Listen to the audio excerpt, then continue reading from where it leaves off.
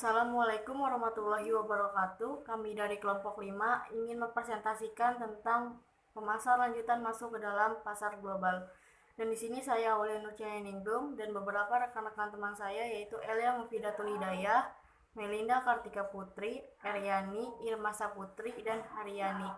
Dan di sini ada poin-poin penting yang akan dibahas seperti yang pertama, pengertian pasar global, yang kedua masuk ke dalam pemasar global, yang ketiga mengevaluasi pasar potensial, dan yang keempat ada cara memasuki pasar asing, yang kelima ada memutuskan program dan acara pemasaran, yang keenam ada pentingnya pengaruh asal dan memutuskan organisasi pemasaran. Di sini saya akan membahas tentang 2 poin. Yang pertama adalah definisi pemasaran global, yang kedua masuk ke dalam pasar global. Langsung saja ke intinya. Yang pertama yaitu definisi pemasaran global. Pemasaran global adalah pemasaran di mana yang dilakukan melewati batas-batas negara. Pemasaran global menerapkan beberapa konsep, prinsip, aktivitas, dan manajemen pemasaran dalam rangka menyalurkan ide, barang atau jasa ke perusahaan kepada konsumen di berbagai negara. Pemasaran global ini lebih memfokuskan kepada sumber dayanya, baik itu manusia, aset, uangnya, dan tujuan dari suatu organisasi untuk memperoleh kesempatan dan menanggapi ancaman dari pasar global itu. Yang kedua, masuk ke dalam pasar global. Masuk ke dalam pasar global yang pertama adalah memutuskan berekspansi ke luar negeri, di mana dalam memutuskan ekspansi ke luar negeri dipengaruhi oleh beberapa faktor. Yang pertama adalah dalam pasar internasional memberikan laba yang lebih tinggi dibandingkan pasar domestik. Yang kedua, perusahaan membutuhkan basis pelanggan yang lebih besar untuk mencapai keekonomisan. Yang ketiga, perusahaan mengurangi ketergantungan pada suatu pasar. Yang keempat, perusahaan menghadapi pesaing di pasar domestik. Yang kedua, memutuskan pasar mana yang akan dimasuki.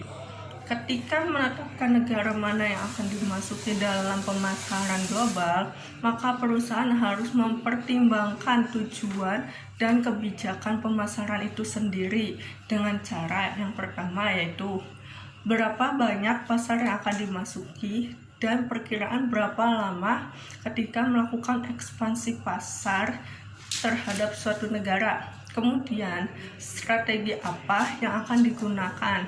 Yang kedua, pasar negara maju atau pasar negara berkembang. Di dalam pemasaran global ada perbedaan yang menonjol, negara maju dan negara berkembang, di mana negara berkembang yang belum bisa memenuhi kebutuhan pasar yang secara keseluruhan. Dalam melakukan pemasaran global, perusahaan bergantung pada pasar tertentu, di mana suatu negara tersebut untuk mendorong pertumbuhan negaranya. Yang ketiga, mengevaluasi pasar potensial. 1. Mempunyai peringkat lebih tinggi dalam daya tarik pasar. Yang kedua, resiko pasarnya lebih rendah daripada negara yang lainnya. Yang ketiga, mempunyai keunggulan kompetitif. Slide selanjutnya memutuskan organisasi pemasaran. Di sini yang memutuskan organisasi pemasaran itu ada 3. Yang pertama itu Departemen Ekspor. Tugasnya itu dia berekspansi untuk mencakup bermacam-macam layanan pemasaran. Dan yang kedua itu ada Divisi Internasional. Tugasnya itu dia menetapkan tujuan dan anggaran serta tanggung jawab terhadap pertumbuhan internasional suatu perusahaan tersebut. Yang ketiga itu ada organisasi global. Dia di sini bertugas sebagai merencanakan fasilitas manufaktur, kebijakan pemasaran, arus finansial, dan sistem logistik di seluruh Indonesia. Evaluasi pasar potensial.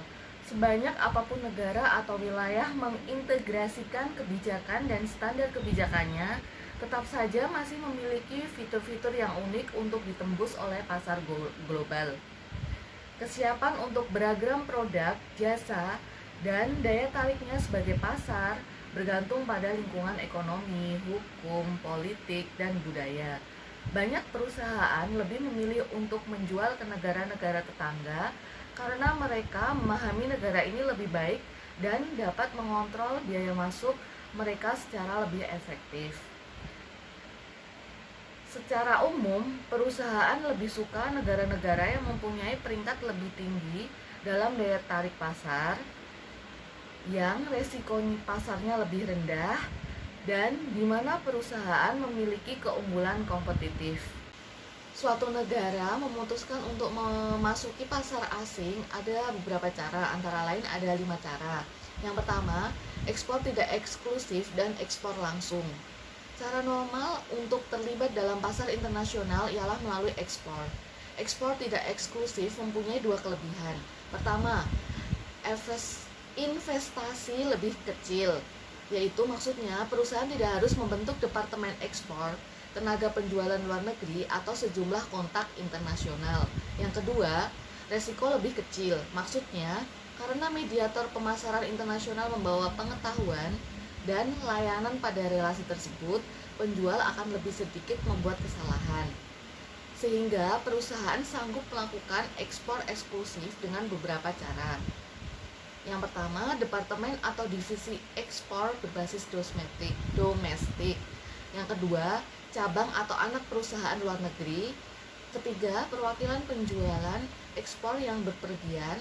Yang keempat, distributor atau biro yang berpusat di luar negeri. Kemudian, cara yang kedua yaitu melisensikan. Lisensi ialah cara sederhana untuk terlibat dalam pasar internasional.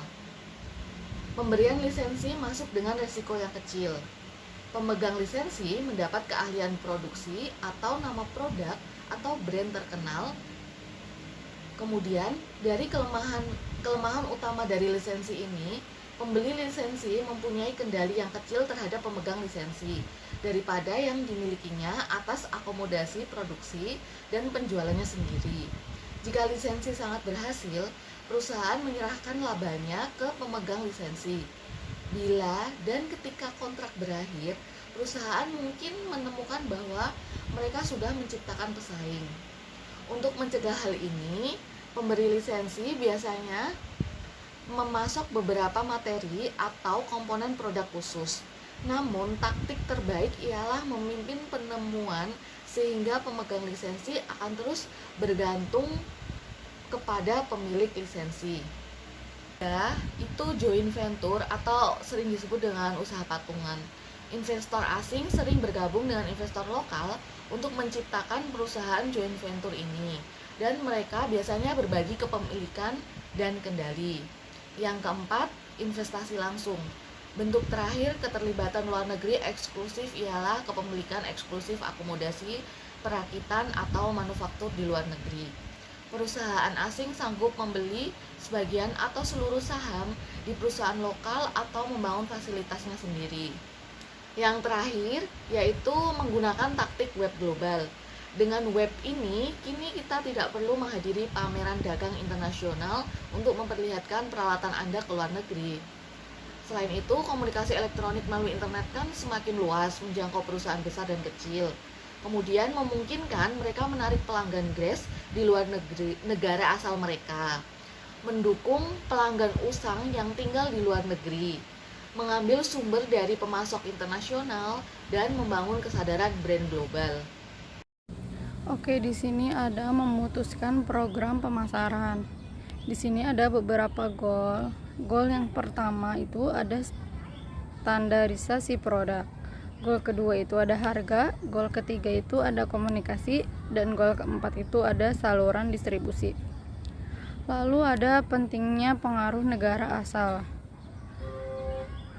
Ada 2 ya, yang pertama membangun gambaran negara, lalu persepsi konsumen tentang negara asli.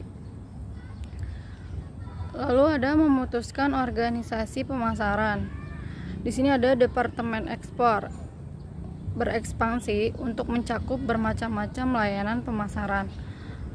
Untuk yang kedua itu ada divisi internasional, menetapkan tujuan dan anggaran serta tanggung jawab terhadap pertumbuhan internasional perusahaan. Lalu yang ketiga, organisasi global, merencanakan fasilitas manufaktur, kebijakan pemasaran, arus finansial, dan sistem logistik di seluruh dunia. Selanjutnya, terdapat beberapa faktor yang menarik perusahaan ke arena internasional. 1. Beberapa pasar internasional memberikan peluang laba yang lebih tinggi dibandingkan pasar domestik. Kedua, perusahaan membutuhkan basis pelanggan yang lebih erat untuk mencapai skala keekonomian. Ketiga, perusahaan ingin mengurangi ketergantungan pada satu pasar. Dan yang terakhir, pelanggan berpergian ke luar negeri dan membutuhkan layanan internasional. Lalu, selanjutnya kita akan membahas mengambil keputusan untuk berekspansi ke luar negeri. Perusahaan harus menyadari dan mempertimbangkan beberapa risiko. Yang pertama, perusahaan mungkin tidak memahami preferensi asing dan sanggup gagal mengatakan produk atraktif yang kompetitif. Nah, selanjutnya perusahaan mungkin tidak mengerti mengenai regulasi asing dan mengalami biaya yang diharapkan. Dan ketiga, perusahaan mungkin kekurangan manajer dengan pengalaman internasional. Dan yang terakhir, negara asing sanggup mengubah aturan komersialnya, mendevaluasi mata uangnya, atau mengalami revolusi politik dan menyita properti asing. Slide selanjutnya memutuskan organisasi pemasaran. Di sini yang memutuskan organisasi pemasaran itu ada 3. Yang pertama itu Departemen Ekspor. Tugasnya itu dia berekspansi untuk mencakup bermacam-macam layanan pemasaran. Dan yang kedua itu ada Divisi Internasional. Tugasnya itu dia menetapkan tujuan dan anggaran serta tanggung jawab terhadap pertumbuhan internasional suatu perusahaan tersebut. Yang ketiga itu ada Organisasi Global. Dia di sini bertugas sebagai merencanakan fasilitas manufaktur, kebijakan pemasaran, arus finansial, dan sistem logistik di seluruh Indonesia. Selanjutnya saya kembalikan kepada moderator. Kesimpulan dari beberapa hal yang sudah dibahas yaitu pemasar global adalah proses memfokuskan sumber daya manusia, uang, aset, fisik, dan tujuan-tujuan dari suatu organisasi untuk memperoleh kesempatan dan menanggapi ancaman pasar global. Beberapa hal yang diperhatikan dalam memasuki dunia pasar global yaitu memutuskan untuk berekspansi ke luar negeri, memutuskan pasar mana yang akan dimasuki, mengevaluasi pasar potensial, memutuskan program pemasaran, pentingnya pengaruh dari negara asal, dan memutuskan organisasi pemasaran. Sekian dari presentasi kami. Apabila ada kata-kata yang kurang berkenan, mohon dimaafkan. Wabillahi taufiq wal hidayah. Wassalamualaikum warahmatullahi wabarakatuh.